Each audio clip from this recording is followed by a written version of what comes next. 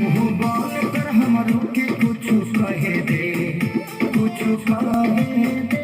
अबे बात करे रे बगली रहे दे, अबे बात करे रे बगली रहे दे।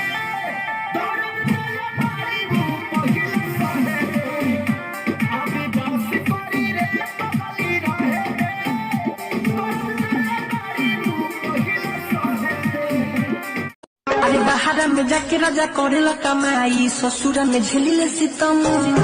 एकरा भरोसे पिया घरवा में रही, सच सच कहतनी हम। आज गाड़ी भला तू हाली।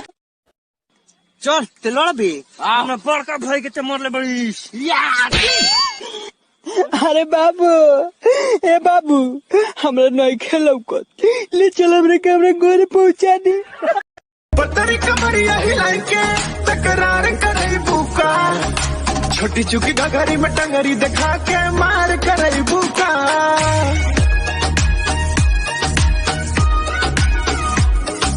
छोटी चुकी घघरी में टंगरी दिखा के मार करे बुका। उसको मेरे दिल में आना है, लेकिन आने थोड़ी दूंगा। वो मेरी किडनी चुरा के आईफोन ले लेगी। हेलो दोस्तों, अरे महादेव, कैसे हो आप लोग? उम्मीद करता हूँ आप लोग ठीक हो। मैं संगम फैसल, मेरे चैनल को सब्सक्राइब करिए और वीडियो अच्छा लगा तो उसे लाइक करिए और बेल आइकन दबाना मत भूलिए ताकि हर वीडियो आप तक जरूर पहुँचे।